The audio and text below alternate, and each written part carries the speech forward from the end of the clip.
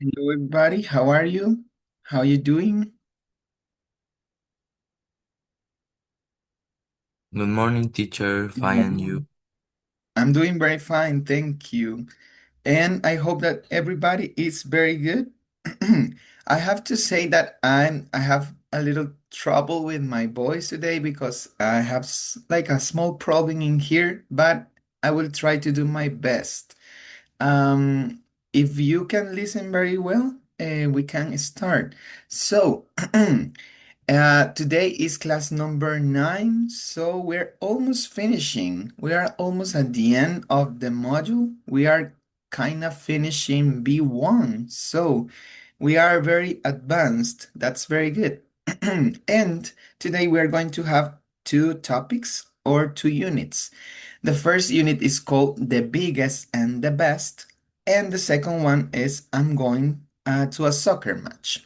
So, we are going to see today the superlatives. Remember that we saw the comparatives. For example, um, Costa Rica is more expensive than Mexico, for example.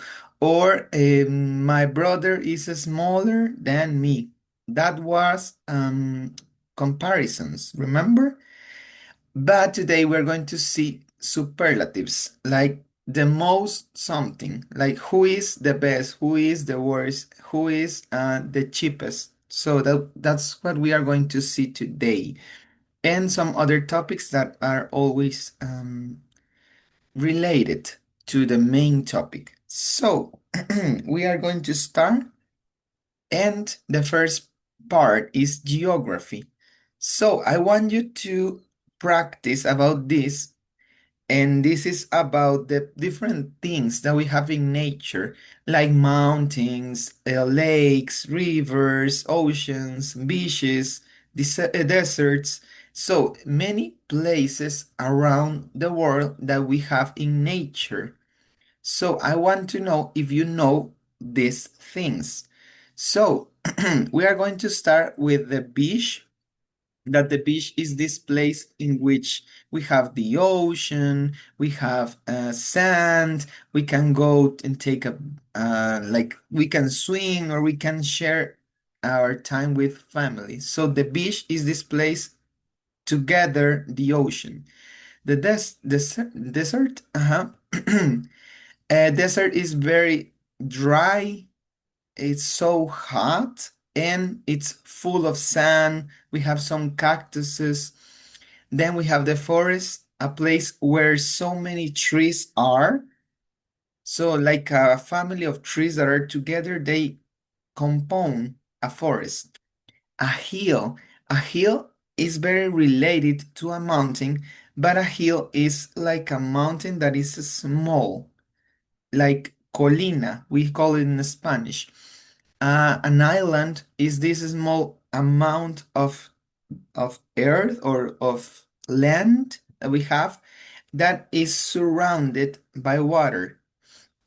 Then we have a lake that is a small uh, part of water that is between like a veil or between some mountains that is usually round or like this shape that is small, not like a river because a river goes and start in one point and finishes in other.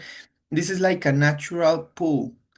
A mountain, we know what is a mountain, very high with trees and nature. An ocean, this part of water that is around the world. And the river are these small portions of water that let us sorry, as I said, start in one point, finish in other. A valley, a valley is like this small or this part of the land that is usually straight and it doesn't have mountains. It's like this part of land that is free of everything. A volcano, a volcano, they they explode sometimes. They have lava and it's very hot. They can have some lakes inside, like the Arenal. And the waterfall is when a mountain is high and it has a river and it finishes, the water goes down. So the water goes like this and then it continues. So I don't know if you understood my explanations, but we are going to put the letter that corresponds each word in the image that we have. So for example, where is the beach? Or I'm gonna select. So this part is called the beach, right? Because it's together the sea and it has sand. So this part is the beach, right?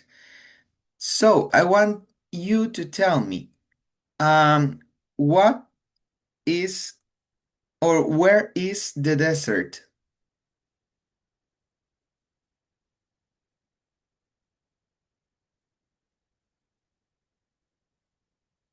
Next to the volcano. Next to the volcano, right here is the desert. Very good. Exactly. So now a letter B. What is this?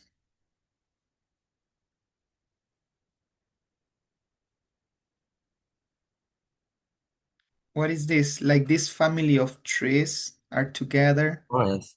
The forest, correct. Exactly. Now, I want you to tell me which is the hill. Do you know the hill? Is this one or this one? One or two? Two. Two, correct. The hill is a smaller mountain, una colina. So this is usually a smaller, more round. The mountain can be very, very high. It can, if it is a cold place, it can have snow because of the high the height they have. So, yes, this is the hill. Now, do you know where is the island?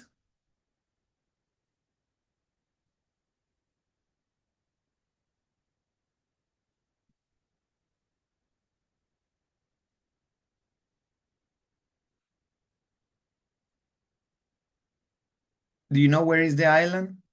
Is it this one or maybe this one or this one? What is the island?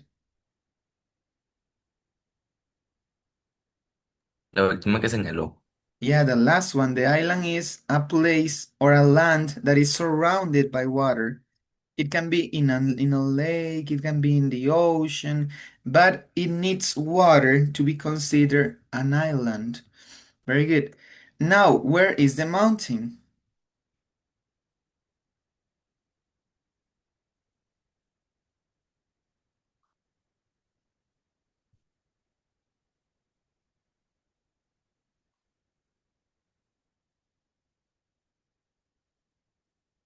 Is the mountain this one or this one?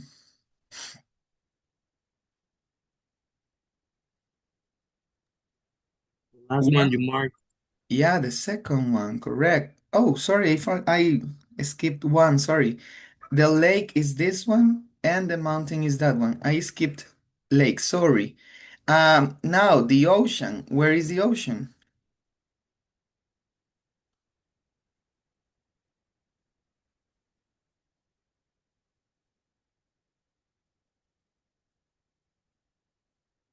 Is the ocean this one or this one or this one?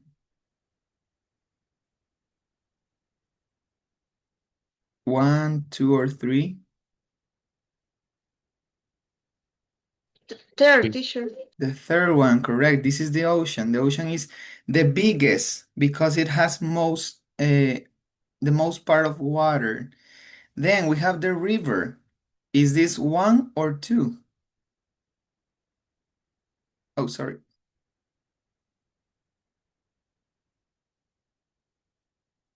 The river is one or two?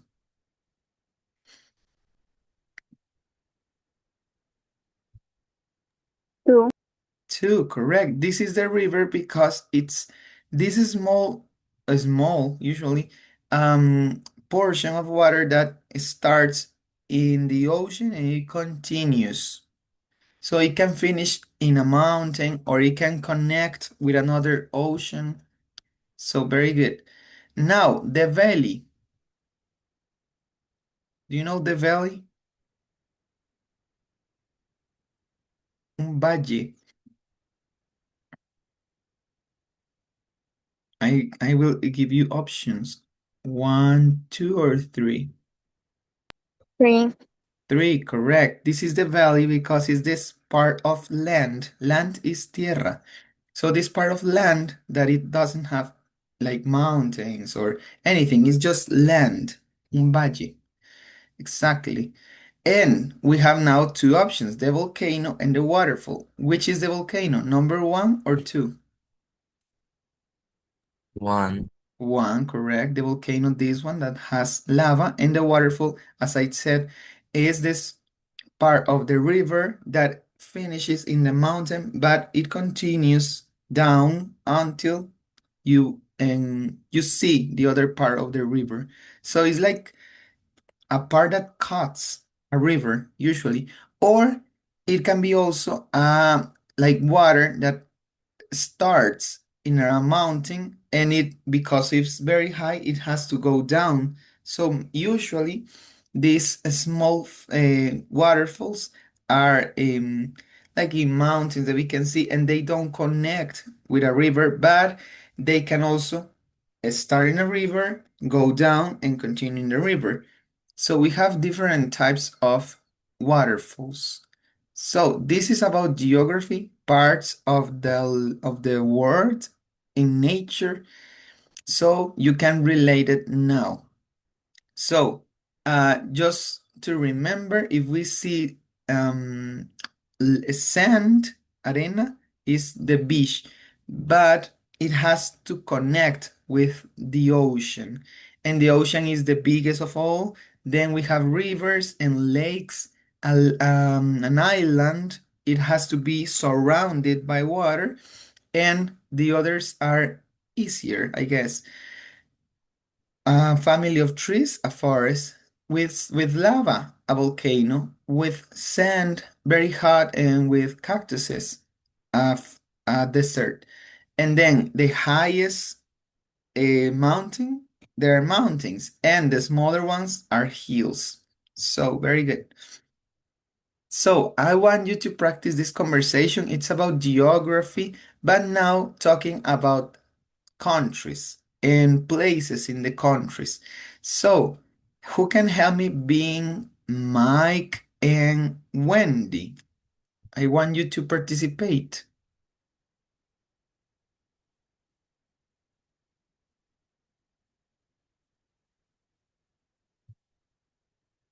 Who can help me? Who can help me, please?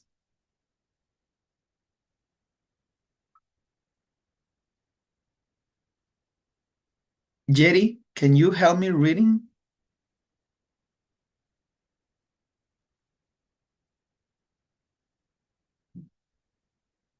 Or can we have Diana?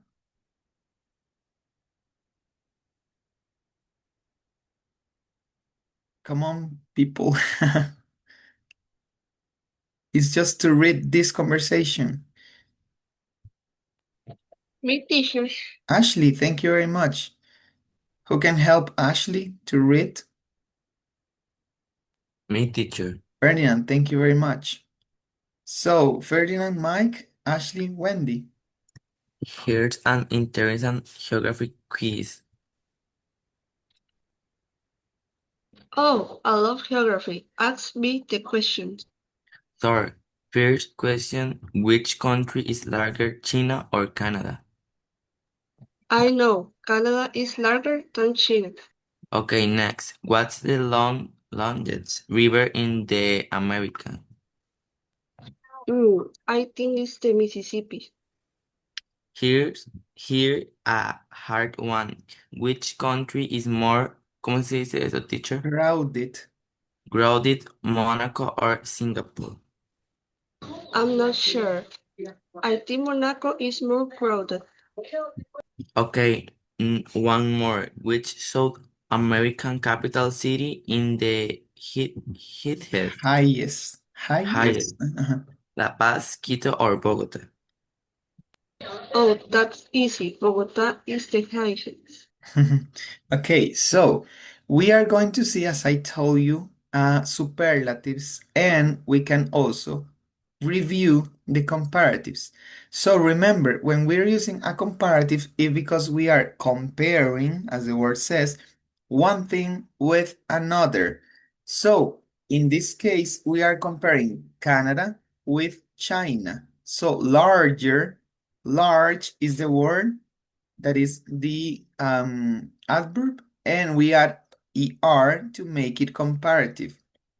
So remember that to compare we add er. In this case, larger than, remember that we have to use than, is because we are comparing. Canada is más largo que China. Larger than. But in this, we have something new.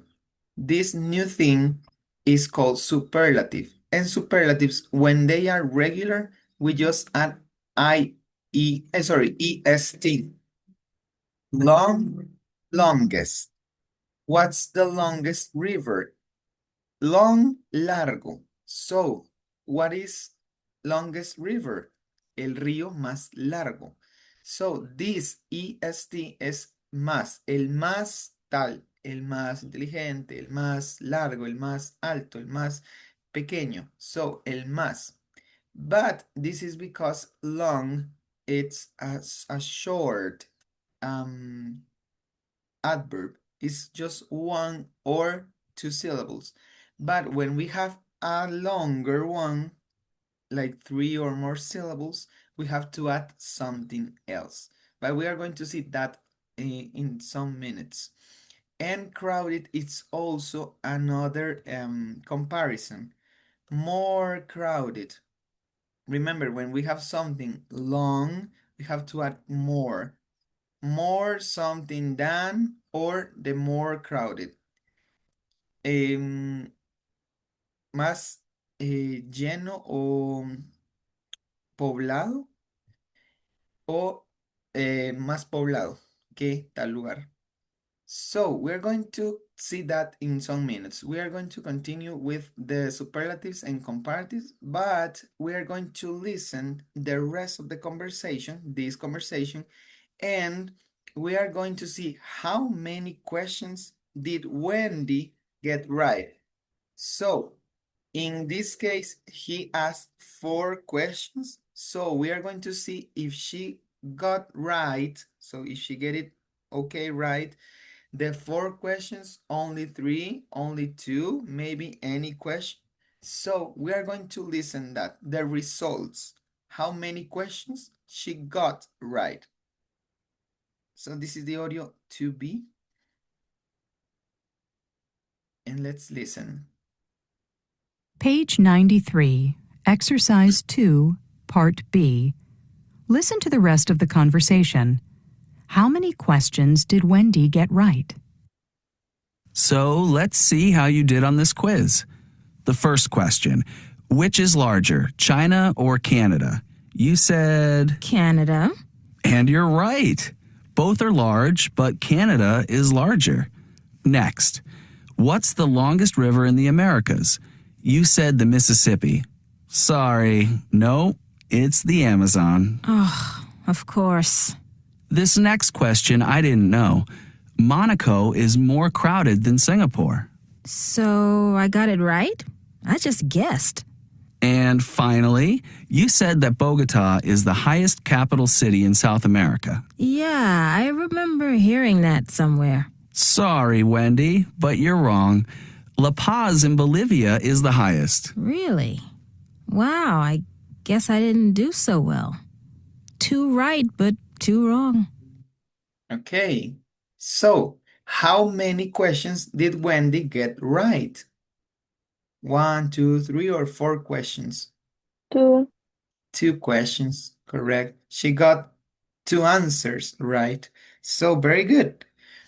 So now we are going to see this, that it's what I was saying, the comparatives, comparing something with something, or the superlatives, that superlatives is like the most something. You are the most intelligent person. You are the highest person in your or the tallest person in your family. You are, for example, living in the smallest country in America, for example. So this is called superlatives. But I said adverb, but it's an adjective. Sorry. So we are going to see these comparisons with adjectives. So adjectives are the things that describe how something is. How long, how dry, how famous, how good, how far. So adjectives, sorry, describe something, but we can use them to compare or to say who is the most or what is the most, el más. So in this case, we have, for example, this question: which country is larger, Canada or China? So larger is a comparison, remember, because we are using ER. Más largo que, o cuál es más largo in this case? What country is larger, Canada or China? And now we are comparing. We are comparing Canada with China. So Canada is larger than China. So we don't have to forget to use then, because then means que in a comparison. Algo que algo. Más largo que China is larger than China. Now, the other question or the other information. Mexico City has the largest population. Oh, no, sorry. Which city has the largest population? So the largest in this case is the new topic, superlatives. So the largest, when we add this ending, est, is because we are saying a superlative, est, superlative, comparative. So, ¿cuál ciudad tiene la población más larga? The largest, la más larga. So, they are giving options. Tokyo, Mexico City, or Sao Paulo. In this case, Tokyo has the largest population. So Tokyo is bigger, sorry, in comparison. It has bigger population, but it has the largest population. Entonces podemos compararlo así. Ese tiene más población que este, pero si ya decimos como el ganador, Tokio tiene la población más grande. So, this is like saying who is the number one, for example. And this is comparing between two. So this is like the number one. And this is comparing one with another one. So, what is the most beautiful mountain in the world? The most beautiful is because we are talking about an adjective that is longer than two syllables. So what is this? We're saying famous. So we have two. We cannot say famousest or beautifulest. So they are long. So when they are long, we add the most, el más, the most famous, the most beautiful, the most intelligent, the most difficult. So they're long adjectives. We have to add the most. The most what? The most beautiful mountain. ¿Cuál es la montaña más hermosa del mundo? I think Mount Fuji is the most beautiful. Entonces, this one, Mount Fuji, is like the number one for this person. So, this one is the most beautiful. This is superlative and this is comparison.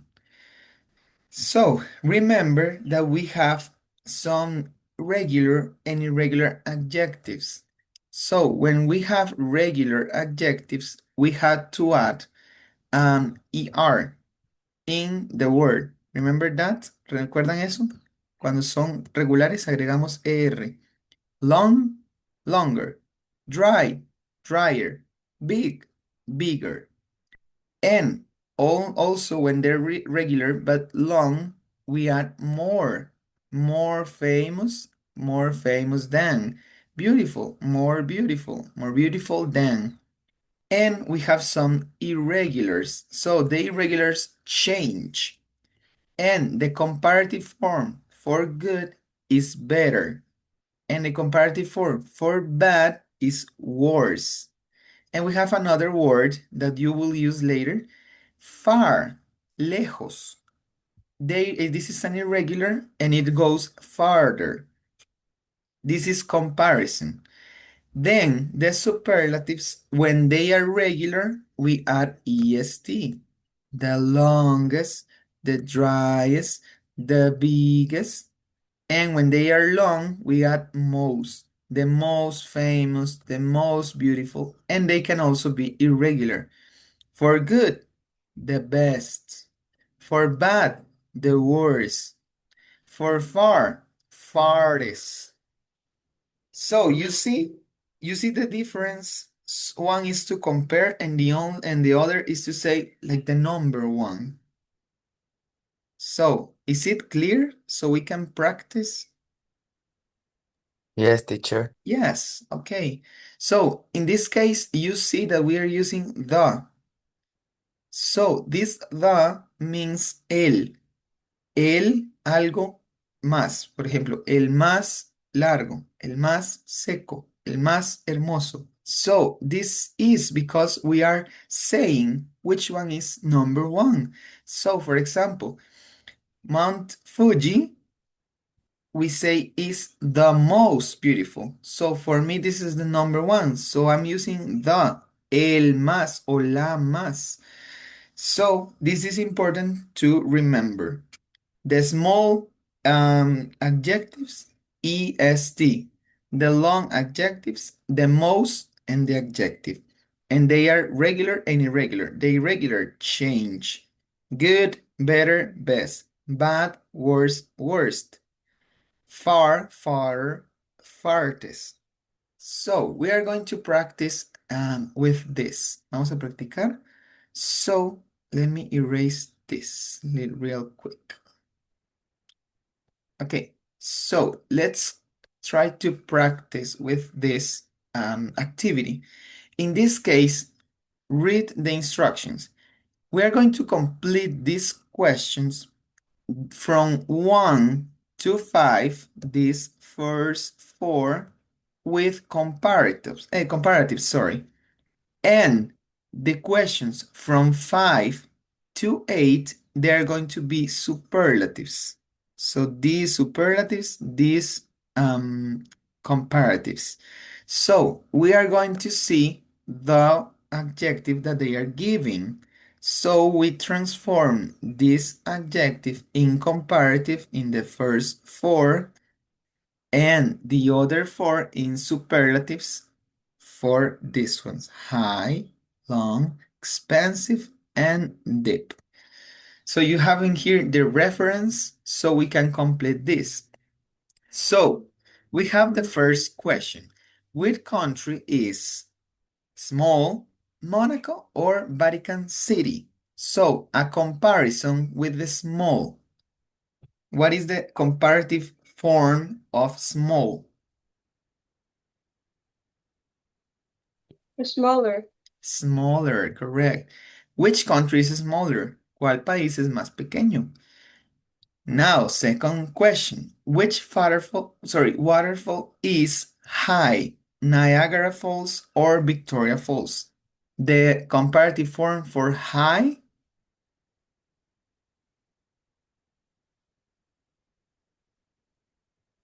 is regular and is short. How we say comparative with high?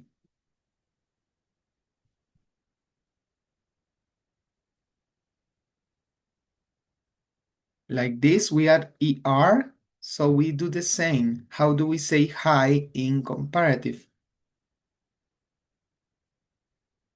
Sería higher. Higher, correct. Higher. We just add ER. Agregamos ER so we can make it comparative. You see? Now, Crowded. Crowded is long. So, which city is crowded? Hong Kong or Cairo? What is the comparative form of crowded? Crowded More, is, uh-huh, more crowded. exactly, more crowded, más poblado. Exactly. Crowded is long, crowded. So they had this more than two syllables. So we add more. Now, which lake is large? The Caspian Sea or Lake Superior? Large, comparative, is small.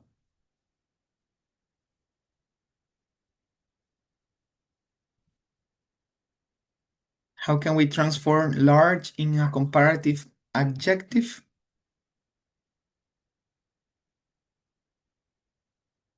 You can see here.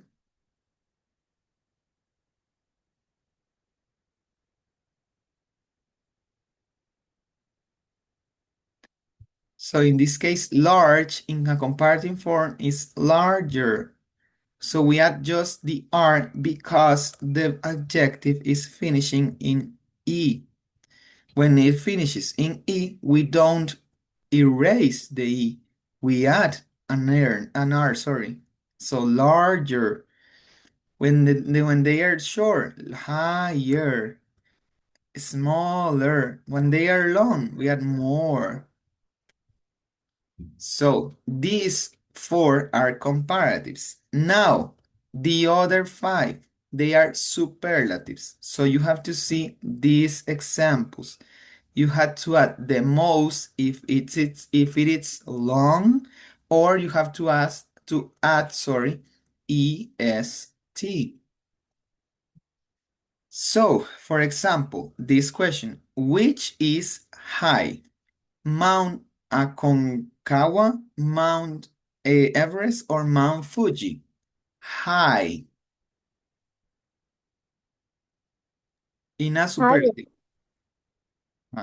So, which is, oh, sorry, I cannot, okay. Which is the highest. Don't forget to add the, el más, the highest, el más alto. So, this, just to remember, this, the, and this ending, est, is el más. And the part that is in between is the adjective. Entonces, the y est es el más. Y después agregamos el adjetivo, si lo traducimos a español. El más alto. The highest. The longest. El más largo. The driest. El más seco. So this is superlative. Now, with long. What is long river in the world? The Mekong, the Nile, or the Amazon? Longest. The longest, correct. Now, which city is expensive? London, Tokyo, or Moscow? Expensive is long. The most expensive. The most expensive, correct. El más caro. Now, what is deep, profundo? Ocean in the world. The Pacific, the Atlantic, or the Arctic? This is short.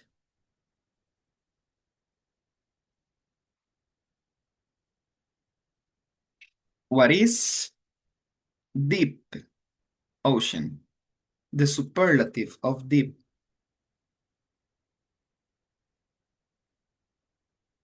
This is a small adjective. We add est. Deepest. The deepest. El más profundo. Exactly. So, entonces, adjetivos pequeños. Superlativos agregamos est. Comparativos agregamos er. Si son regulares. Si son largos, para comparativo, more, más. Si es superlativo, the most, el más. If they are irregular, si son irregulares, They change. Good, better, the best, bad, worse, the worst.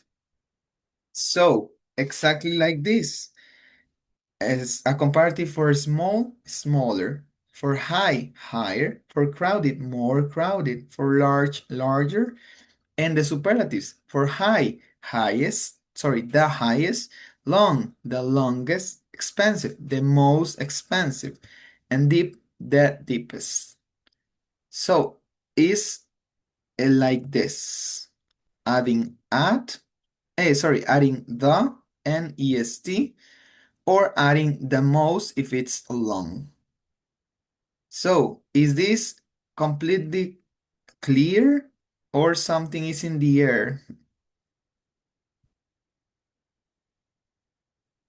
We're clear. Ok, teacher. Solo, digamos, el pequeñito es como se lo acaba de explicar, ¿verdad? Ujú. En el comparativo solo es R y en el largo, el más largo sería more, en el Ajá. caso de comparativo. Ujú. Ok, thank you, teacher. Yeah, exactly. Very good. Entonces, comparativos, ER o more, superlativos, the y EST o the most. So this is comparatives or superlatives. Comparativo, comparando uno y otro. Superlativo, diciendo cuál es el más. The number one, for example. So very good. We are going to continue with this later. We have a small game. So I want to continue with recommendations. So in this part, you have to recommend people places. Places from where? From Costa Rica. So you have to pay attention what they are looking, what is what they like, what is what they prefer. So you can give a recommendation of a place.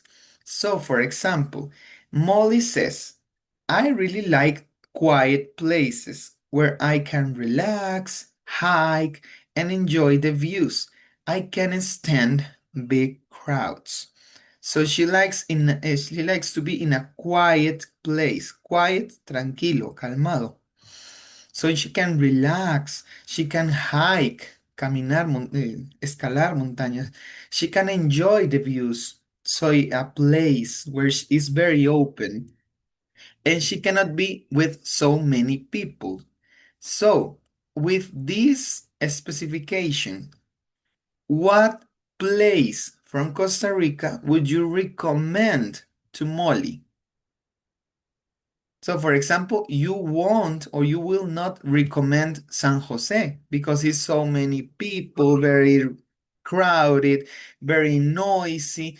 There is no beautiful views. So, what place from Costa Rica you would recommend to Molly that is quiet, that is very beautiful to see the views, that is not so many people. So what place from Costa Rica is like this?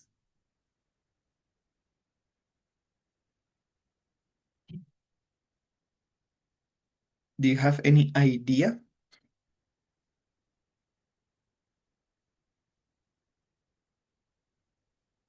For example, I can think, oh, you can go, you can visit Manuel Antonio is my recommendation, but maybe Manuel Antonio is with so many people, so she doesn't like big crowds, many people.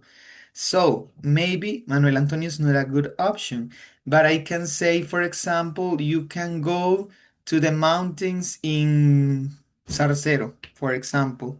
So what place that you know is a good option for Molly?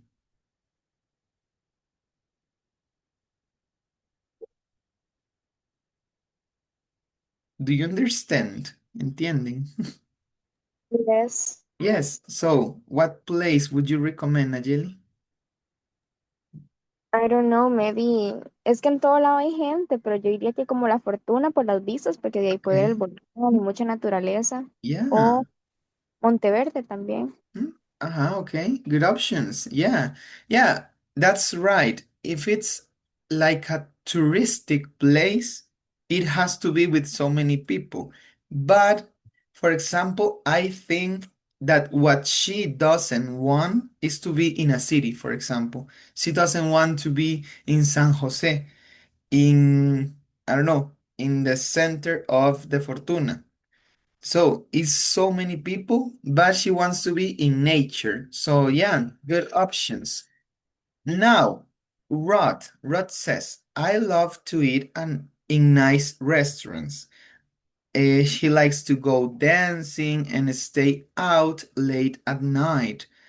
I don't like small towns. So he wants a big town with parties, people around, nice restaurants, bars. So, what place is perfect for Rod?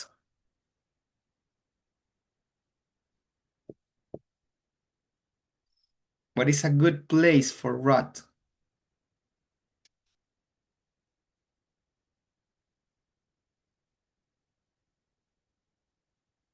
Do you have any idea of a place like this in Costa Rica?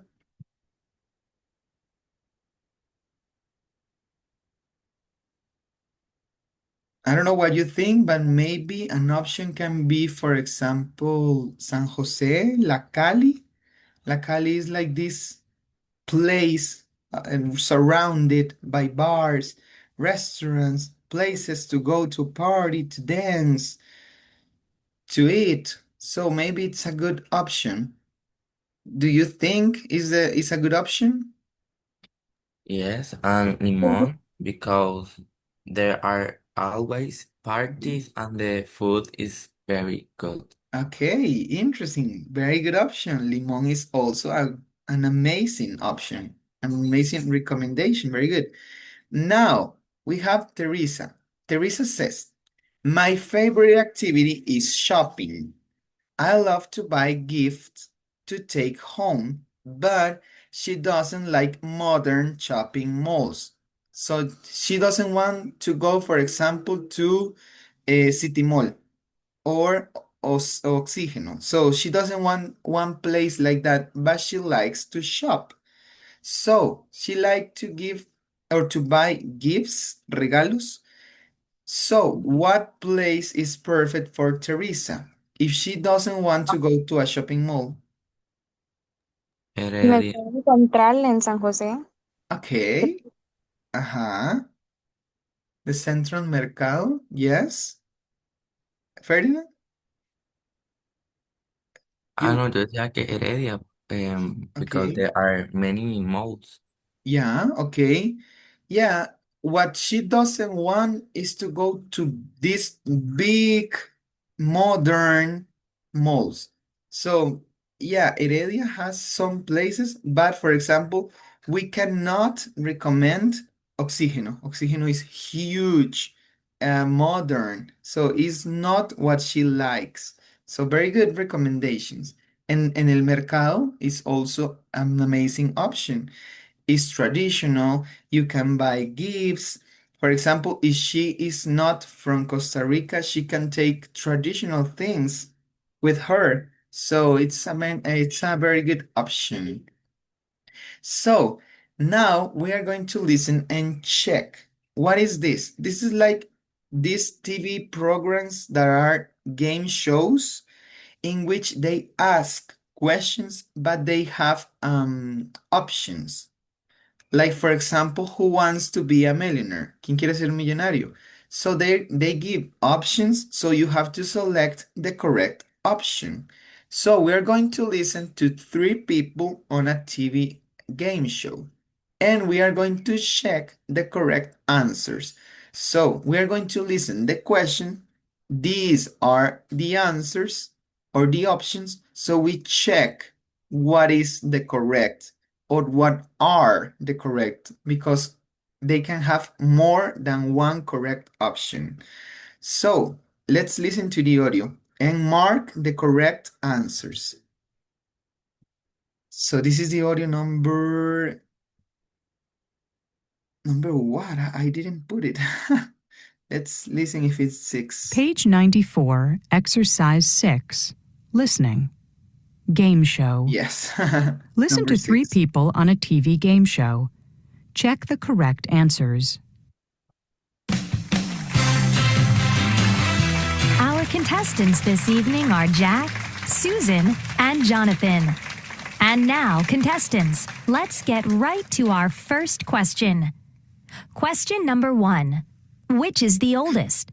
The Statue of Liberty, the Eiffel Tower, or the Panama Canal? Jack? The Statue of Liberty is the oldest. They built it in 1886. They didn't build the Eiffel Tower until 1889 and the Panama Canal until 1914. That's correct. Question number 2. What is the highest waterfall in the world? Is it Niagara Falls, Angel Falls, or Victoria Falls? Susan? Angel Falls is the highest. It's over 1,000 meters high. That's right. Question number 3. Which is the heaviest? A pound of gold, a pound of butter, or a pound of feathers? Jonathan? They all weigh the same. Yes. Question number 4. Which country is the largest? The U.S., China, or Canada? Nobody knows? Does anybody want to guess? Jack? China is the largest. No, sorry. Shoot. Jonathan? Canada is the largest. Correct. Question number 5. Which country has the largest population? India, Russia, or China? Susan? China has the largest. Very good. Question number 6. Which is the smallest? Australia, Argentina, or Brazil? Susan? Argentina is the smallest of the 3. That's right. Okay, contestants, the winner is... Let's listen one more time. Susan and... Listen to 3 people on a TV game show. Check the correct answers. Our contestants this evening are Jack, Susan, and Jonathan. And now, contestants, let's get right to our first question. Question number 1. Which is the oldest? The Statue of Liberty, the Eiffel Tower, or the Panama Canal? Jack? The Statue of Liberty is the oldest. They built it in 1886. They didn't build the Eiffel Tower until 1889 and the Panama Canal until 1914. That's correct. Question number 2. What is the highest waterfall in the world? Is it Niagara Falls, Angel Falls, or Victoria Falls? Susan? Angel Falls is the highest. It's over 1,000 meters high. That's right. Question number 3. Which is the heaviest? A pound of gold, a pound of butter, or a pound of feathers? Jonathan? They all weigh the same. Yes. Question number 4. Which country is the largest? The U.S., China, or Canada? Nobody knows? Does anybody want to guess? Jack? China is the largest. No, sorry. Shoot. Jonathan? Canada is the largest. Correct. Question number 5. Which country has the largest population? India, Russia, or China? Susan? China has the largest. Very good. Question number 6. Which is the smallest? Australia, Argentina, or Brazil? Susan? Argentina is the smallest of the 3. That's right. Okay, contestants, the winner is... Okay, so which one is the oldest? The Statue of Liberty. The Statue of Liberty, correct. The oldest, el más viejo. Which one is the highest? Angel Falls. The Angel Falls, correct. The highest, el más alto. Which one is the heaviest? El más Oh, pesado. Sorry? goat. You think so? They gave the options a pound of gold, of butter, or a feather. They all weigh the same. Exactly. This is like a tricky question. It's like, what is heaviest? Albert, what is the heaviest? 1 kilo of gold, 1 kilo of butter, or 1 kilo of feather? It's a kilo. It all weigh the same. So all of them, exactly. What is the largest? Canada. Canada is the largest, correct. And what country has the largest population? China. China, correct. I don't know if it is the same today. I think it's between India and China, like this like competence. So I don't know, but in the audio, China, correct. And which country is the smallest? Argentina. Argentina, correct. So, el más viejo, el más alto, el más pesado, el más largo, la población más grande o el más pequeño. Very good. So you see this, they're using the, el, and est, más, el más viejo. The highest, el más alto. The heaviest, el más pesado. And the same. Very good. So let me erase this so we can continue. So this is superlatives. We saw comparatives some weeks ago, but this is the other part, superlatives. So we have another conversation and it's about these different places. So we have, for example, what is in Australia, in New Zealand, about mountains, about the height. So we are going to practice this, but okay, I guess we don't have so much time. Okay, let's see. We are going to practice this conversation, and it's about Scott and Beth. They're talking about places. So they're asking questions. We are going to see these questions. For example, how high are the mountains? So we are asking about the height they have. High, estatura o altura. Um, what is another question? How far? ¿Qué tan lejos? So we're going to see that in the in the following page. But we are going to practice this. So, anybody who wants to practice this, who wants to be Scott and Beth?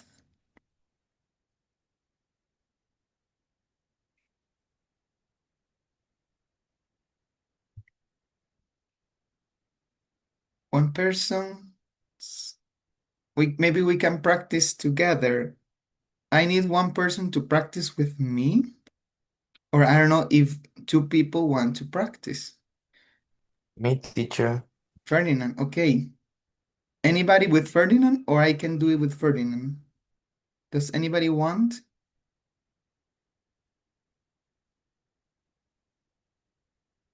Okay, maybe another conversation. Ferdinand, you Scott. can be which one? Scott or Beth? Which one do you want? Scott. Scott. Scott. Okay, so you can start. I'm going to Australia next year.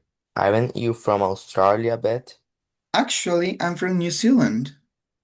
Oh, I didn't know that. So what's it like there? It's beautiful. There are lots of farms and it's very mountainous. Really? How high are the mountains?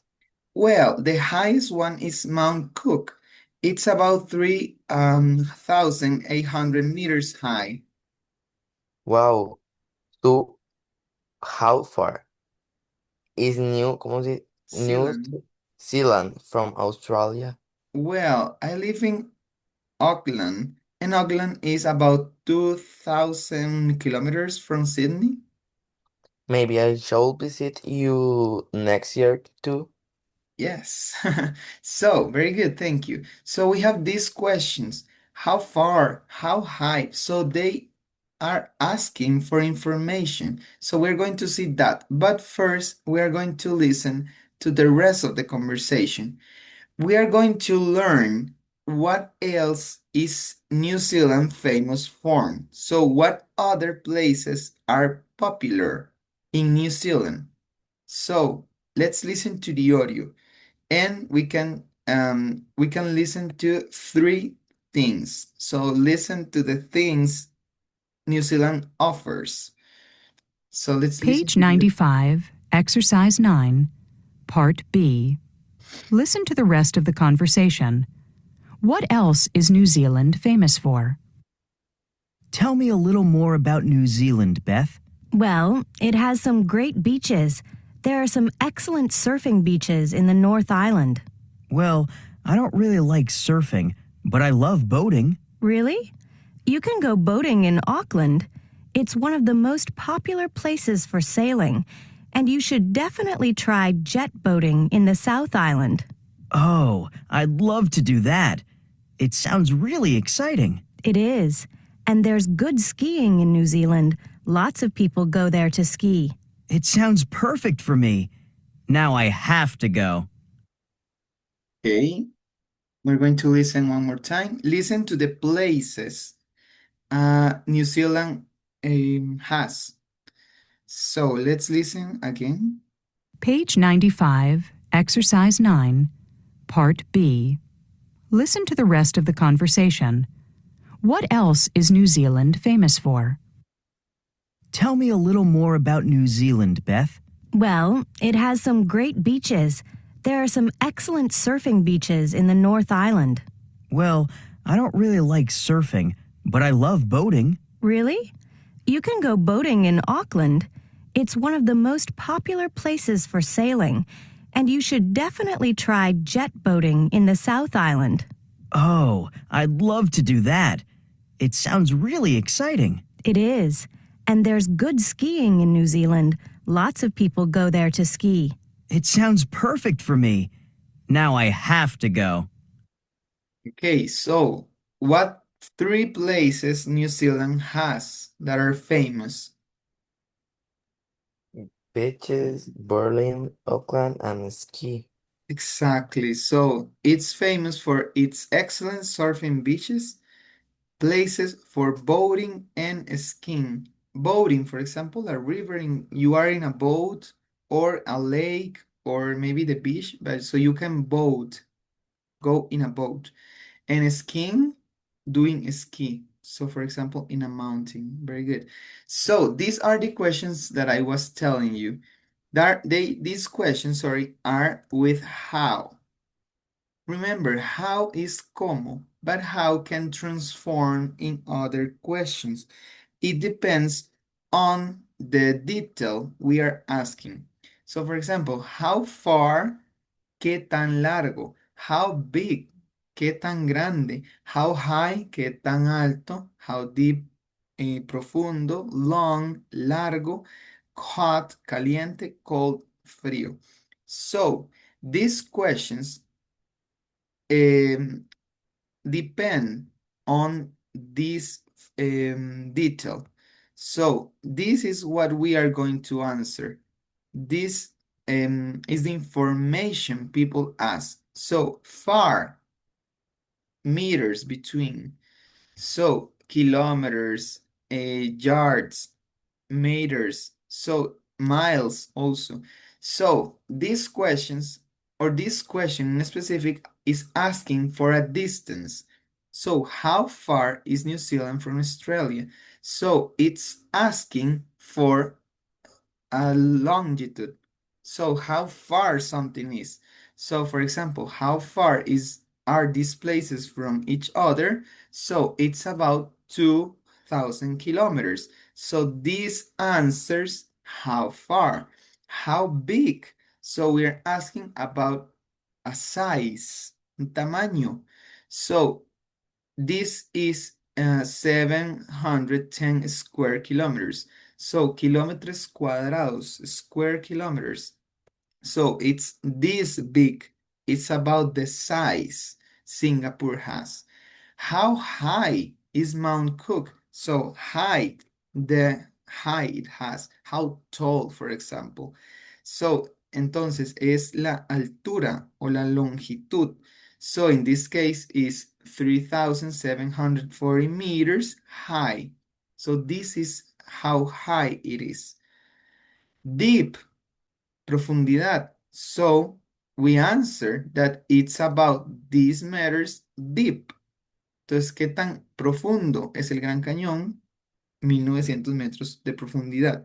How long, de longitud igualmente, pero aquí ya como de tamaño en longitud. How long is Mississippi River? It's about almost 6,000 kilometers long. Now, how hot? Hot temperature. So, how hot it is? We're asking for a high temperature. Sorry, and how cold? A low temperature. So, this answer temperature and this answer how long something is, the deepest, the deep, sorry, the high, the big, or the far. So these can be some answers. So you pay attention to what they are asking. So let me play the audio so you notice these answers. Page 96, Exercise 10, Grammar Focus. Questions with how. How far is New Zealand from Australia? It's about 2,000 kilometers, 1,200 miles. How big is Singapore? It's 710 square kilometers, 274 square miles. How high is Mount Cook? It's 3,740 meters high, 12,250 feet. How deep is the Grand Canyon? It's about 1,900 meters deep, 6,250 feet. How long is the Mississippi River? It's about 5,970 kilometers long, 3,710 miles. How hot is Auckland in the summer? It gets up to about 23 degrees Celsius, 74 degrees Fahrenheit. How cold is it in the winter? It goes down to about 10 degrees Celsius, 50 degrees Fahrenheit. Okay, so these questions answer each specific detail. So, as I said, far, largo, big, grande, and so on. So, these answers correspond to each question. So, if we, for example, have only the answer, we can see what they are asking. So, for example, if they are talking about that something is 1 meter deep, just 1 meter deep, so they they are asking how deep something is. If they are saying that is 40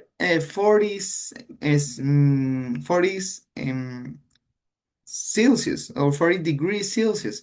So it's because they are asking how hot something is or how cold something is. So it all depends on the answer. So for example, we have this activity. If they are saying that Niagara Falls is 42 meters high, what can be the question for this answer? They are answering about the high. So what can be the question like this? They're asking about Niagara Falls and something high. All the questions start with how. So how what?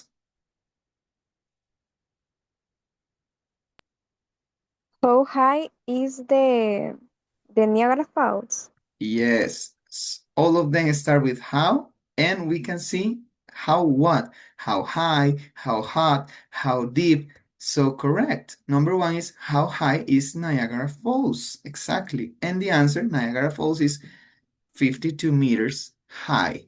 Now, California, it's about this amount of square kilometers. So they're giving us a size. what can be the question?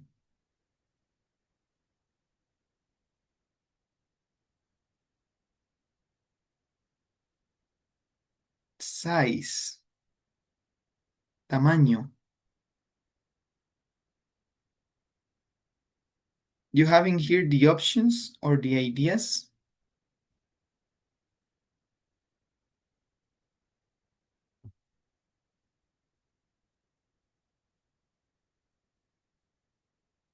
So for example, this one, they say something is 1 square kilometers. So the answer is how big? So in this case, they're talking about California. So what is the question?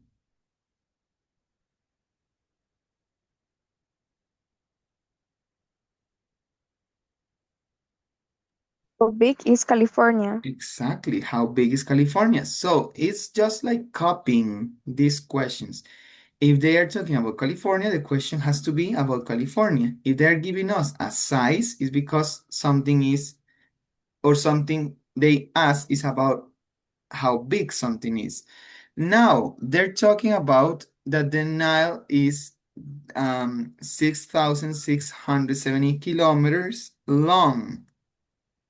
So, they're talking about the Nile, and they're talking about how long something is. So, what is the question?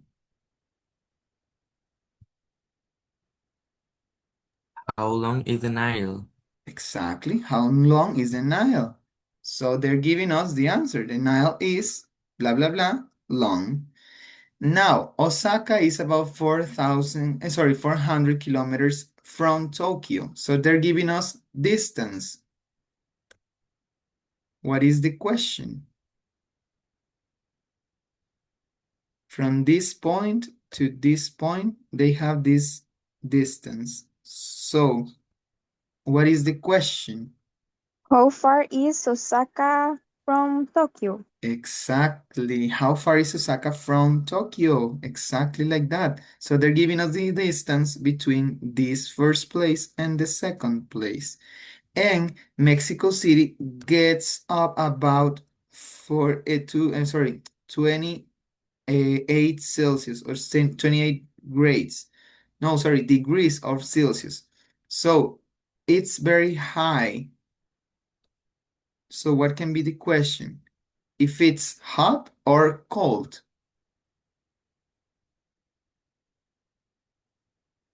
It's a high degree.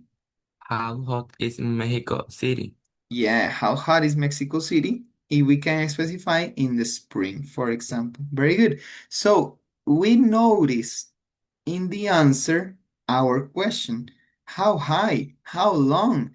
If we see a distance, if we see a size, if we see degrees, if it's a high degree or a low degree. So very good. These questions with how are easy somehow because all of them start with how. How something is.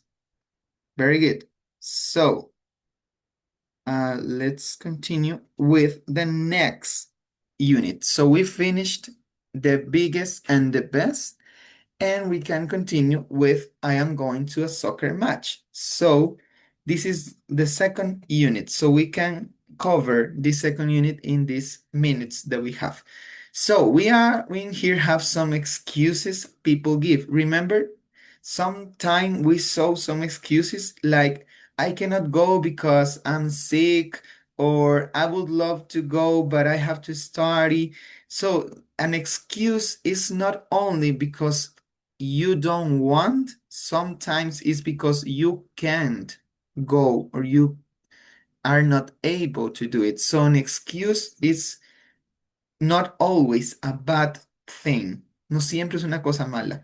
So there are some common excuses for not accepting an invitation. So we can say no in different ways.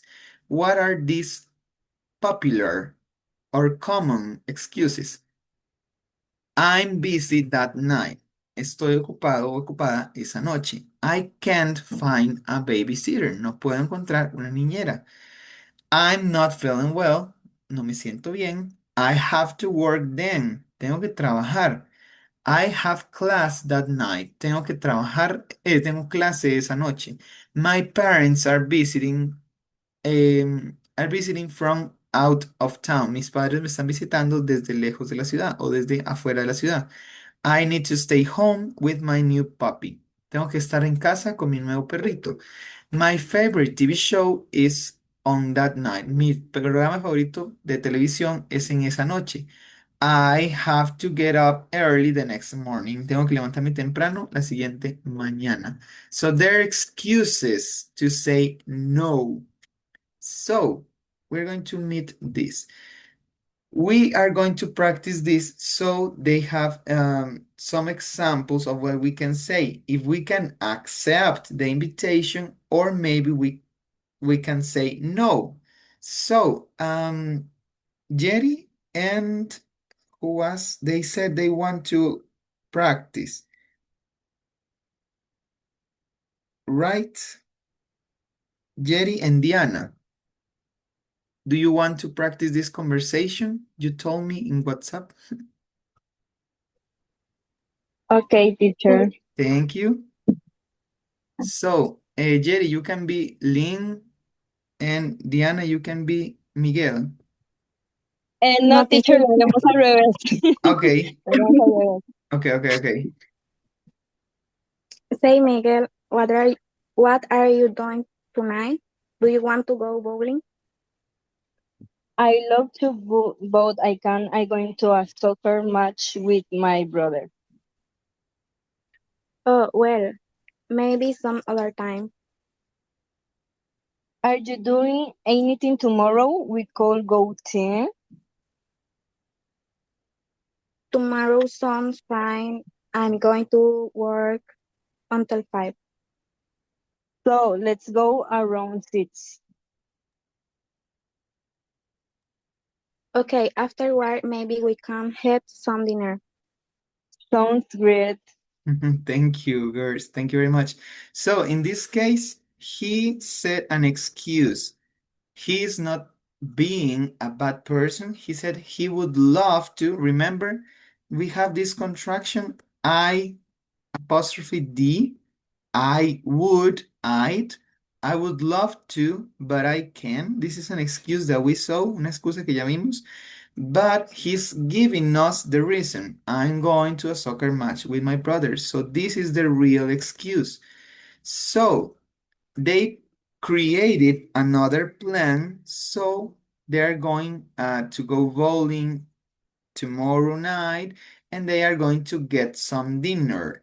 So we're going to listen to the rest of the conversation to notice or to see when are they going to have dinner, cuándo, and who are they going to meet after. If I'm not wrong, I mistake something. Creo que me equivoqué al momento de responder y yo respondí where, no when. So let's pay attention to the two things. Let's pay attention to where and to when. ¿Dónde y cuándo? Okay? Because I think I answered where, no when, sorry.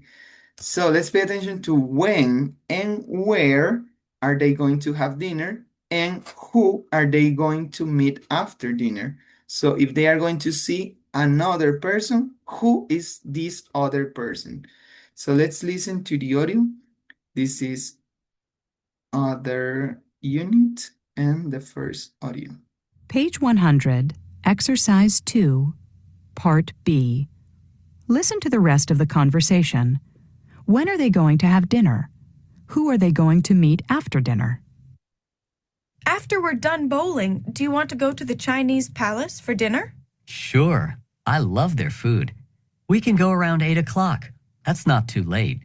You know, maybe Jason can join us. Yeah. Hey, Jason, what are you doing tomorrow night? Do you want to join Miguel and me for dinner? We're going to the Chinese palace at 8.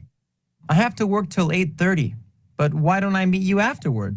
That'd be great, Jason. Okay, one more time. Oh, sorry. One more time the audio. Page 100, Exercise 2, Part B. Listen to the rest of the conversation. When are they going to have dinner? Who are they going to meet after dinner? After we're done bowling, do you want to go to the Chinese palace for dinner? Sure. I love their food.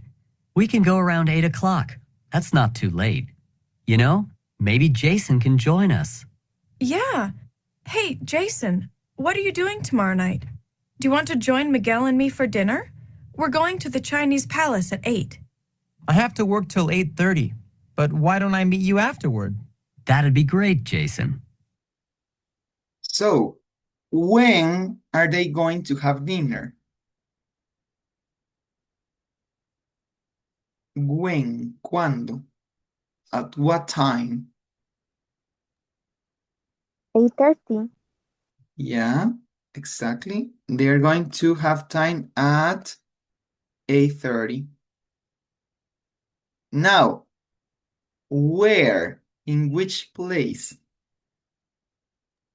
In the Chinese palace. No Yeah, sé. they're going to the Chinese palace, el Palacio Chino. Exactly. This is what I answered. Sorry. When? At 8:30 p.m. Now, who are they going to meet after dinner?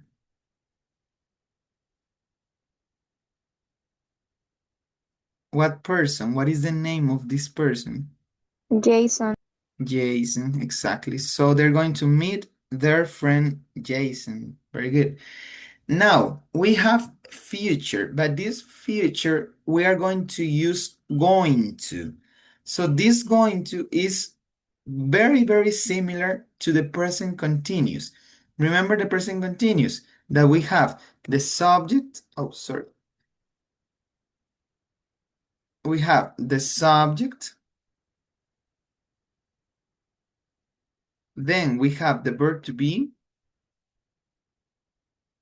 And then we have the verb with ing. So this is the present continuous that we know, but we are going to talk about future using going to. Going to is, for example, when we have a plan that this plan is for the future because this plan can be in 3 hours, can be for this night, can be for tomorrow. So it's for the future, but one future that is very near. So no, it's not like I'm planning something for 5 years in the future. It's something that I'm planning for a future that I'm really sure that it's going to happen.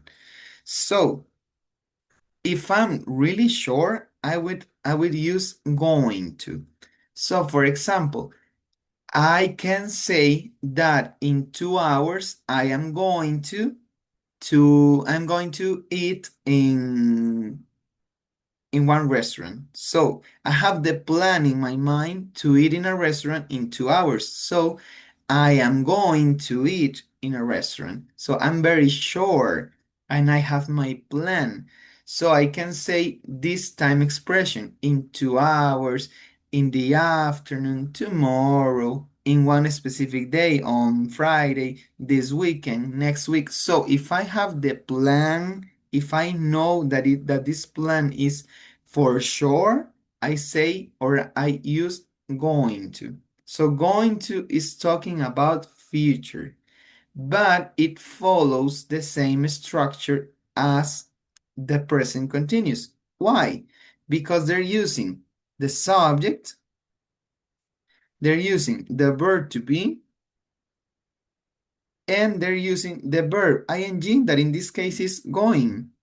Go, going, going to. So it's the same subject, verb to be, verb ing, but in this case, we know the verb in ing, going to, that this going to is an auxiliary to talk about the future. Why an auxiliary? Because if we're talking about going to, we have to add another verb. We had to add, for example, the verb eat. So I maintain the verb in the simple form because I already used the auxiliary. I am going to eat. I am going to play. I am going to study. So we use the verb in the simple form because this one is the auxiliary and this one is talking about the future. Right. So these are the examples.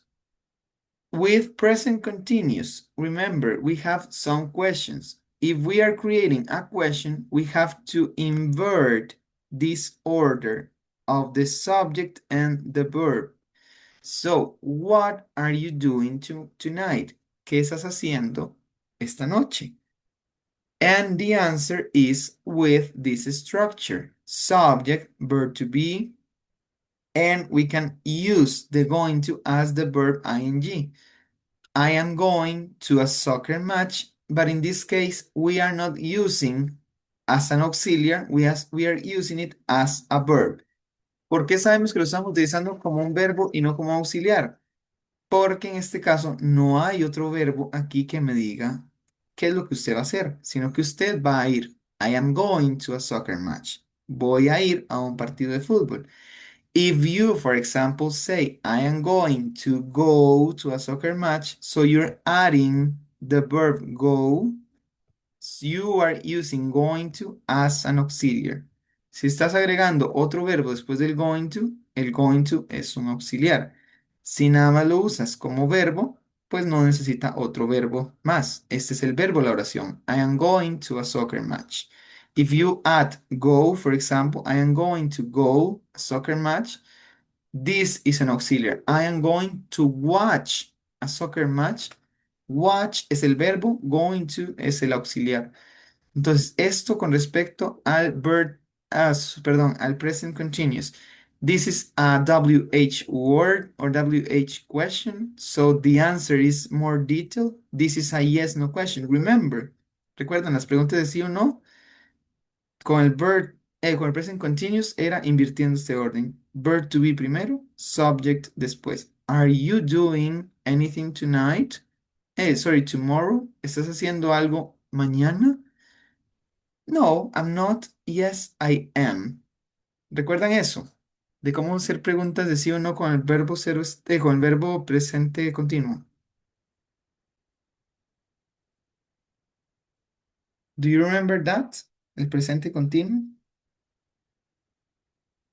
WH questions se pregunta para responder con algo más detallado.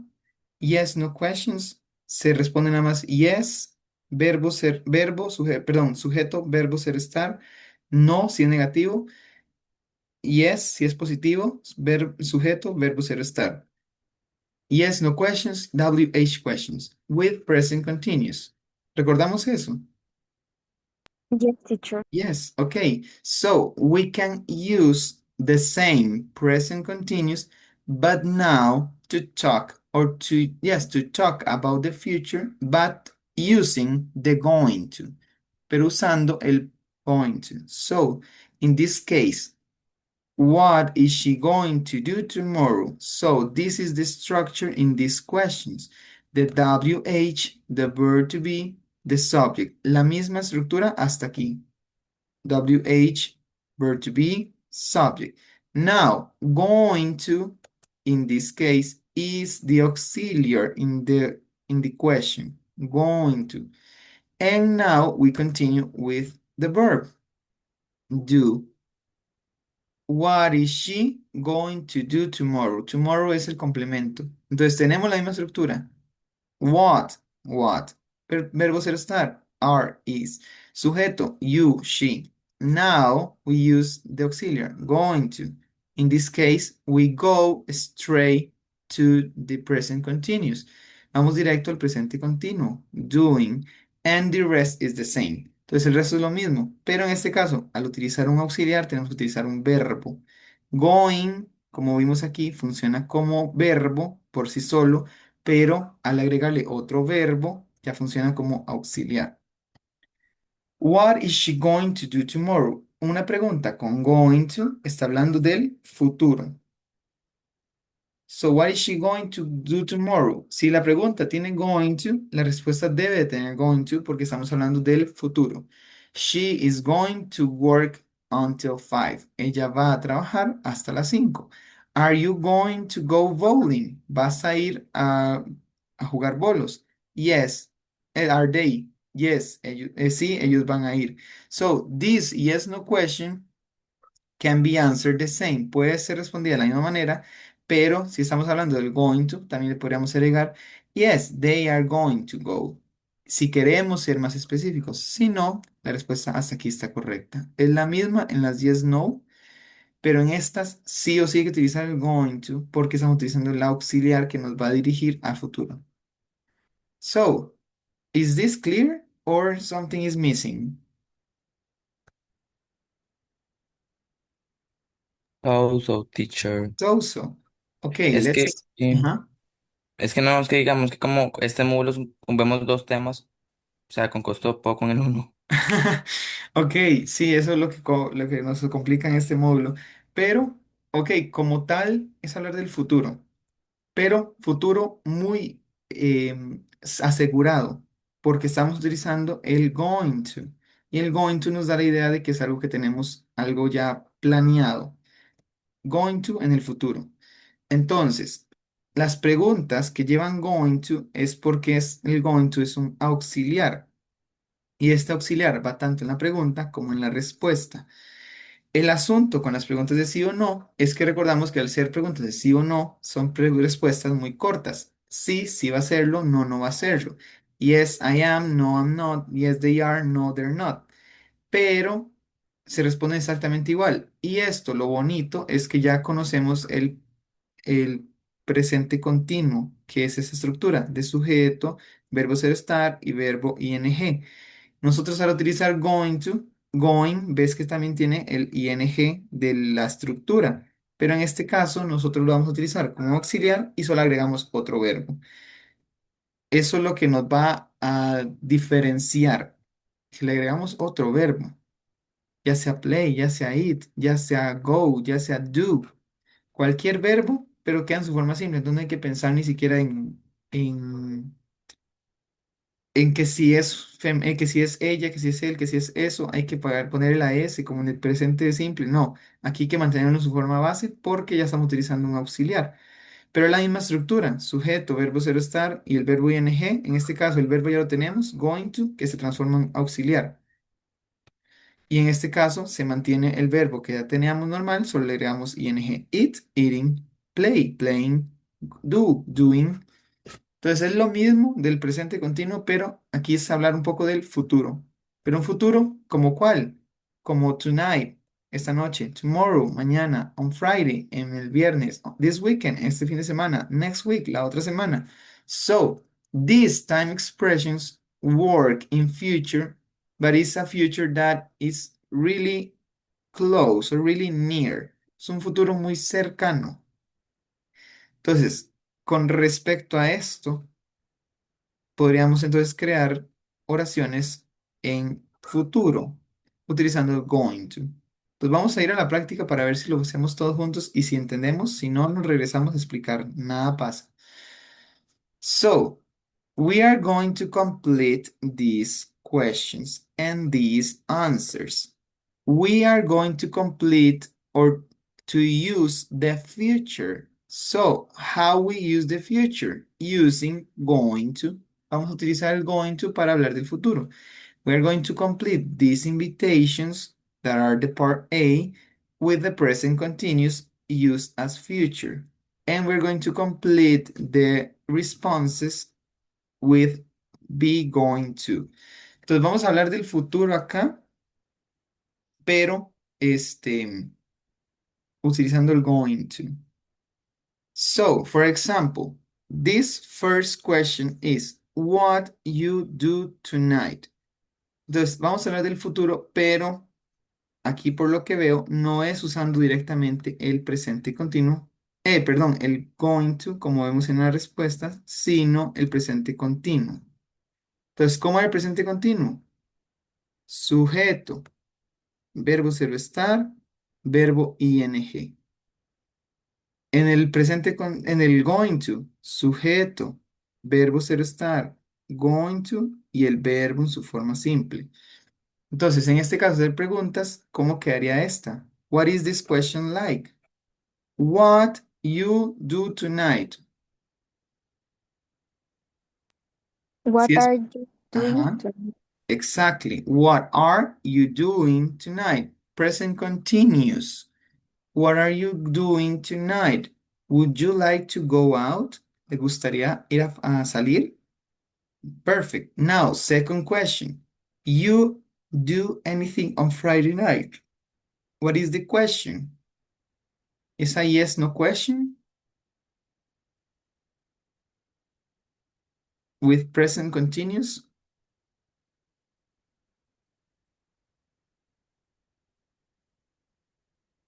It's the same. Are Imagine. you doing? Sorry? Are you doing? Ajá. Are you doing anything on Friday night? ¿Estás haciendo algo en la noche del viernes? Do you want to see a movie? ¿Le gustaría ver una película? Now, this is a sentence. So we have to use the order. Subject, verb to be, verb ing. So we have friends over for a barbecue on Sunday. So what is the structure in sentences? En oraciones.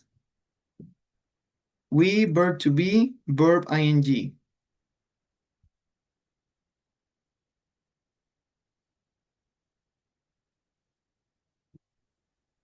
Questions are verb to be, subject. Answers are subject, verb to be.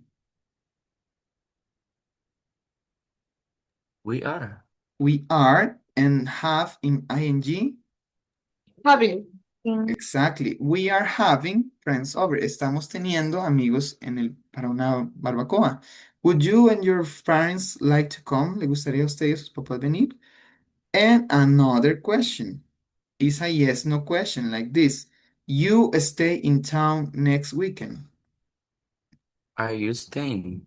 Are you staying in town? Very good. So these questions are using the present continuous.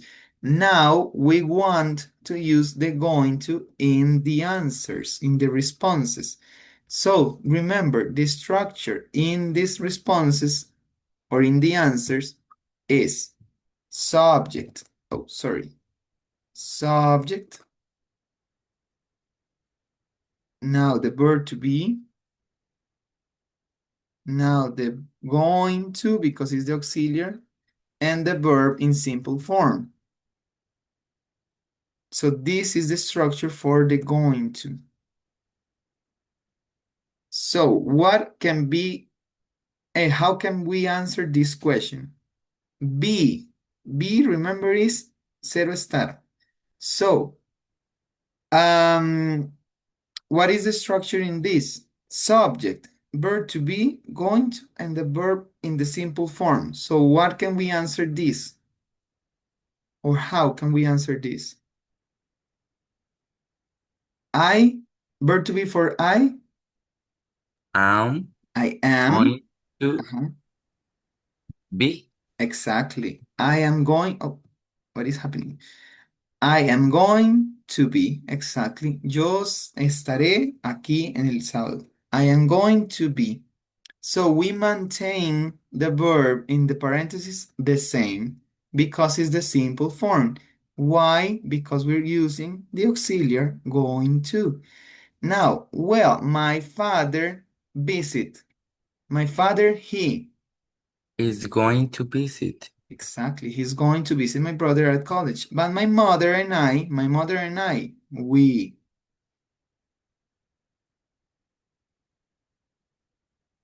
My mother and I, we. That's going to be. We are going to be home. Vamos a estar en casa. We'd love to come. Sorry, I can't. I work.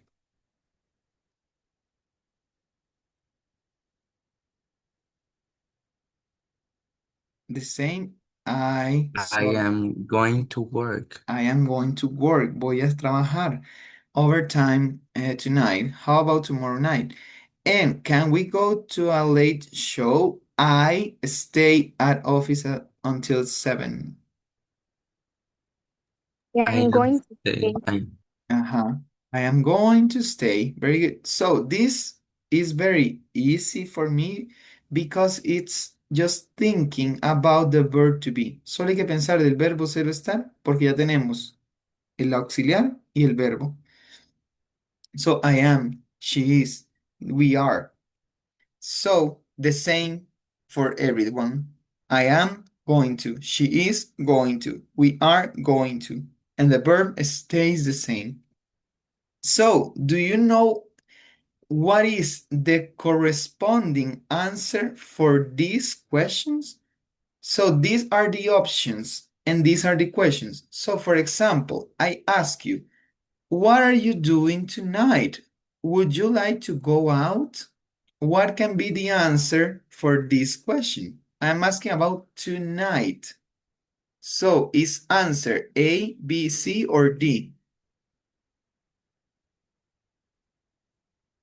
What are you going to do? Hey, sorry, what are you doing tonight? Would you like to go out? Letter C. Letter C. Tonight. Sorry, I can't. I am going to work overtime tonight. So this is an excuse. Now, are you doing anything on Friday night? Do you want to see a movie? What can be the answer?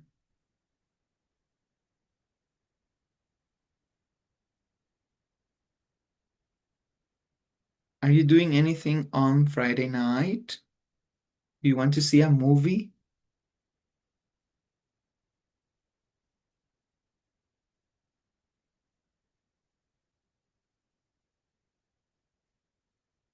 Is A, B, or D?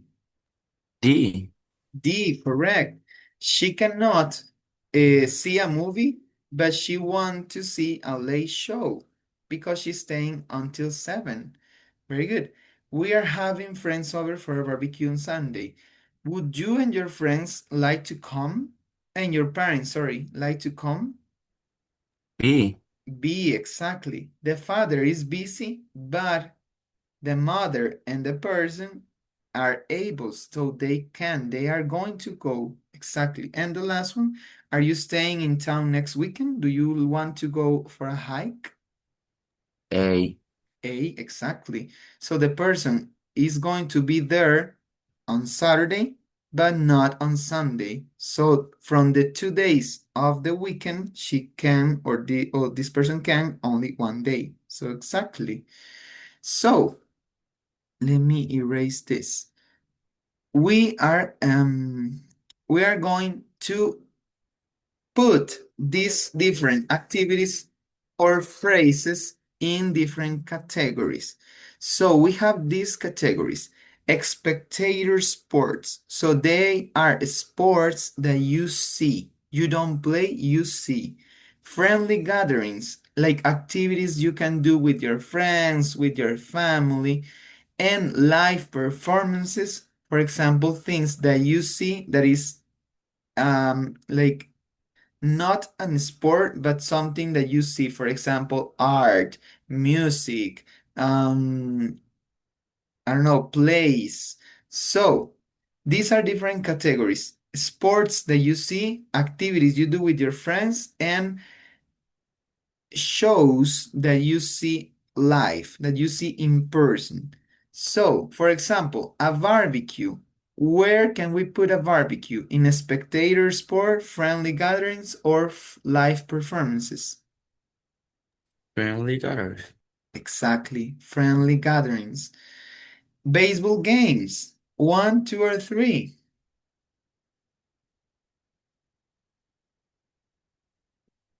A baseball game is a spectator sport, friendly gathering. 1. 1, correct. A beach party. 3. 3. 3. 2. 2. Yeah, it's an activity that you can do with your friends, a party in the beach. You don't see a show In a party, in a beach party. What about a bicycle race? Una carrera de bicicleta o de ciclismo. One. One. One, yes, in a spectator sport. A birthday party. Two. Two, yes, an activity with your friends. A dance performance. Live performance. Yes, a live performance. It's people dancing. A picnic. Two. Two, correct. A play. A play is when actors act in a theater. Una obra. One. You think? It's not an One. sport? Ah, no, el live, la tres. Yeah, it's a performance on live. Es un acto. Singing concert, contest, sorry. Concurso de canto. Sure, no se faltó la tres. Rock concert. Yeah, it's a live performance. So you see people singing as you see people dancing. Or acting. A tennis match. Un partido de tenis. One. One. Oh, I skipped one. What happened? Okay, it's okay. Yeah, tennis match, the singing contest, I didn't put it, and the volleyball tournament. One. Yeah, it's also something as it's a sport that you see. Very good.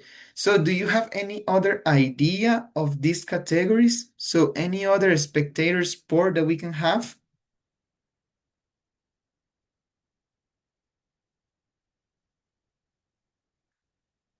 I'm imagining, for example, Football game yes, sorry. and soccer game. Exactly, a soccer game or soccer match. Se dice match como a partido también.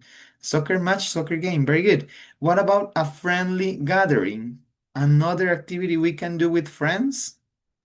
Go to the church. Yeah, that's a friendly gathering. I liked it. And what about a live performance? We see people dancing, acting. I skipped a rock concert. Wow. We can see a concert. We can see people singing. Other live performance. I don't know, teacher.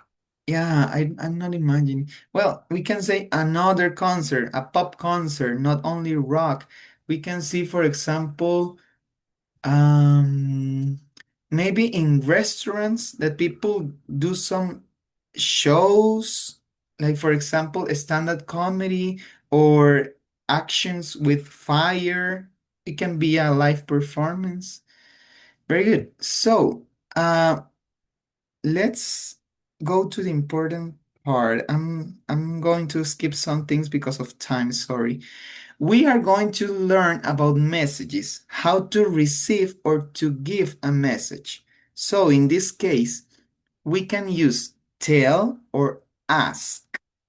So we have statements and request. A statement is like you give this instruction, so you want the other person to transmit your message the same way. Entonces, quieres que transmitan su mensaje de la misma manera. Statement, una orden, digamos, o una instrucción. So, for example, in this case that you want everyone or anyone to transmit your message, you use tell. Decirle. Please tell her that es opcional. The meeting is on Friday. Por favor, dígale a ella que la reunión es en el viernes. Please tell her that. Could you tell her that the meeting is on Friday? This is a question, but it's an instruction. Or would you tell her that the meeting is on Friday? These two are questions, but are instructions. For example, your boss tells you to transmit your message. So it's giving this instruction. Dando esa instrucción, decimos tell. But a request, it's something you want someone to do. Algo que usted quiere que otra persona haga, pero pidiéndole permiso. So, you request using ask, preguntarle. Please ask him to call me this afternoon. Por favor, pregúntele o dígale que me llame en la tarde. Pero es más como una pregunta, como un por favor. Un favor. Could you ask him to call me this afternoon? ¿Le podrías preguntar si me puede llamar en la tarde? Would you ask him to call me this afternoon? ¿Podrías igualmente preguntar si me puede llamar? So this is a request, un favor. Y eso es una instrucción. Dígale que haga esto, porfa, dígale que haga esto, le podrías decir que haga esto. Y aquí le podrías preguntar, pregúntele que haga esto. Entonces, preguntar para favores y decir como instrucciones. Tell, instructions, statements, ask, request, favors. So, let's practice this to see if we get it. Vamos a ver si lo entendemos utilizando eso. So, we are going to unscramble. So, we are going to reconstruct the sentences or the questions in the order that we have to follow. So, these are the examples that we have. So, for example, these are the words that we have to use in the sentence. So we start the sentence with please tell, and the person, please tell Ryan that the barbecue is on Saturday. So this is the structure that we have. Please tell the person that, que es opcional, la actividad, the meeting, the party, the barbecue, is, y la fecha. So please tell Ryan that the barbecue is on Saturday. These are the other options. Call me at 12. You, Patrick, could ask to. This is a question. So the question is, could or would the subject, the statement in this case, or the favor, and then the that is optional, and then the activity, and then the date, el día. So how is this second question completed?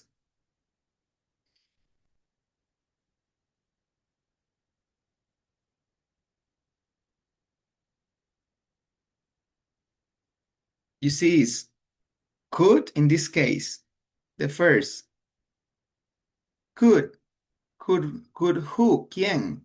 Could You you, could you, and then call me. no, the Could favor, you ask, tell or ask. Could you ask ask Patrick, and now the favor, to call me at 12. This is the structure. You see? Could you ask Patrick to call me at 12? It's a question. Es un favor. Now, the third one. It starts the same. It's another question. Could who? Could you? Now, is tell or ask is the same. Could you ask? Could you tell? Could you tell a quién? Amy. Could you tell Amy? Y ahora el favor o la instrucción. Could you tell Amy that, que es opcional, could you tell Amy that the dance performance is tonight? Entonces, primero utilizamos la señalización de favor. ¿A quién le está diciendo ese favor? ¿Que haga qué? ¿Para quién? ¿Qué cosa? ¿A qué hora? ¿O qué día? So, could you tell Amy that the dance performance is tonight? So, can we complete number 4? This is another question, but now we're using would. Will you okay, pero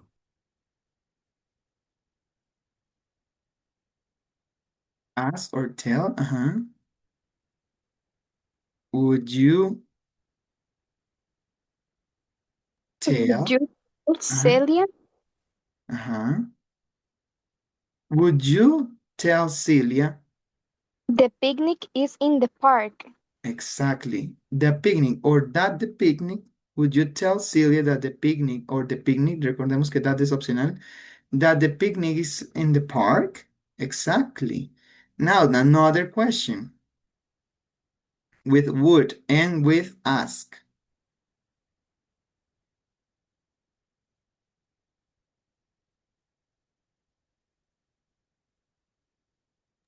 Would you ask Mhm, Noriko to mhm. meet me at the stadium? Exactly. Would you ask Noriko to meet me at the stadium? So, would you, sujeto, haz el favor, ¿a quién? ¿Hacer qué? ¿A dónde? Now, we have another question with please. Or no, no es una pregunta, es una oración. Please, start with please, then ask or tell, and then the person.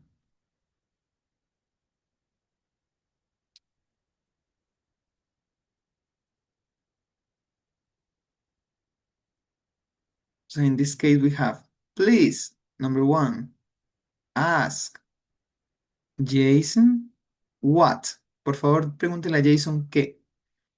To bring the tickets to the rock concert. Exactly. Please ask Jason to bring the tickets to the rock concert. Exactly like that. So, statements son instrucciones, instructions, and we use tell. And requests are favors, and we use ask. It can be a question or a sentence. Like please is like an instruction, but it's more a favor. In this, please is more an instruction. Please tell him to do this. And this is please ask him to do that. So it's just an instruction, and the other is a favor. So, what about that topic? Was it unclear or so-so? More like this, the structure, I guess. Tal vez más la estructura es lo que nos confunde. Pero en este caso es, si es pregunta, would o could, después, ¿a quién le está diciendo? Would you, could I, could she, ¿a quién? ¿Y qué cosa? ¿Decirle o preguntarle? ¿A qué persona? ¿Y qué cosa? Que el picnic es a tal hora, que el baile a tal hora o tal día, que me busque, que me llame, que es un favor o una instrucción, y luego qué día o a qué hora. Entonces, como la estructura. El Que favor, entonces ajá, es la misma estructura, pero lo que cambia es si o sea, que pregunte o que diga, digamos. ajá. Y Ok. cambia si usa tell o si usa ask. Tell más como una instrucción, ask más como un favor. Ok, very good. So, I have to explain something else. Sorry that I didn't finish the presentation, but I have to explain this. We have our second assignment, a segunda tarea. So we have to complete this second assignment. I'm gonna give you the assignment for today. You have 1 week, as you know, to complete the assignment. So you have the instructions in here. You have to put your email and your full name. This is always, but we have the sections. We have the first section that is a matching. So you have to match these sentences with these answers. So, for example, remember that we can agree, podemos tener un acuerdo tanto en lo negativo como en lo positivo. Recordamos, positivos era so, el verbo do, si teníamos un verbo como I like spaghetti, digo yo, Nayeli me responde, so do I. O I do too. Recordamos eso, de tener un acuerdo positivo. Si yo digo algo negativo, tiene que tener un acuerdo negativo. I don't like coffee. No me gusta el café. Y Nayeli me va a responder, neither do I or I don't either. Recordamos eso, de tener un acuerdo positivo o negativo. Lo vimos la semana anterior. Yes, teacher. Ok, so, entonces recordamos eso. Si es un verbo, I like, I don't like, I eat, I play, utilizamos do. Si yo utilizo una oración con verb to be, I am a student, yo soy un estudiante, utilizo am, verb to be. La respuesta de acuerdo o desacuerdo va a tener que ser con el verb to be también. I'm a student. So am I. I am too. Y también cuando teníamos, por ejemplo, un auxiliar can't, utilizamos el can o el can't en la respuesta. I can't dance. Es una negativa. I can't. Yo no puedo bailar. Entonces la respuesta negativa tiene que ser un acuerdo negativo. I can dance. Neither can I or I can't either. Y así con los positivos y los negativos. Entonces, vemos las oraciones que tenemos aquí y hay que seleccionar cuál es nuestra respuesta para cada una de ellas. Si tenemos una con verbo para utilizar do or don't, si teníamos una con el verb to be para responder con verb to be también, si sea negativa o positiva, o si teníamos un auxiliar como can o can't para responder de esa manera. Entonces, una respuesta para cada una de ellas. Hay algunas de ellas que se pueden utilizar dos, como sabíamos. Neither do I or I don't either. O si es positiva, so do I or I do too. Entonces, es solamente prestar atención a eso. Eso respondiendo una de ellas y esta es dando una respuesta. I love chocolate. Entonces tiene que dar una respuesta. Si esta es positiva, con so o con to. Si es negativa, con neither o either, siguiendo la respuesta o la estructura que acabamos de ver. So do I do too. Neither do I don't either. Por ejemplo, si es verb to be, so am I am too. Neither am I am not either. Y con el auxiliar, I can, sorry, so can I can too, neither I can or I can't either. Entonces, si es positiva la oración, respuesta positiva. Si es negativa la oración, respuesta negativa. So, esto es todo acerca de la segunda tarea, vale 10% y ya la tienen subida en Google Classroom. Aquí la pueden ver. Termino de grabar y subo la grabación. También les voy a enviar la tarea por WhatsApp. ¿Alguna duda? Ya son las 11:02. No, teacher, so Okay. clear. Okay, very good. So, this is everything for today. So I hope that you enjoyed, that you understood everything, and we'll see you next Saturday. So enjoy your weekend. Bye bye. Bye, teacher. Thank you. Thank you. Bye, teacher.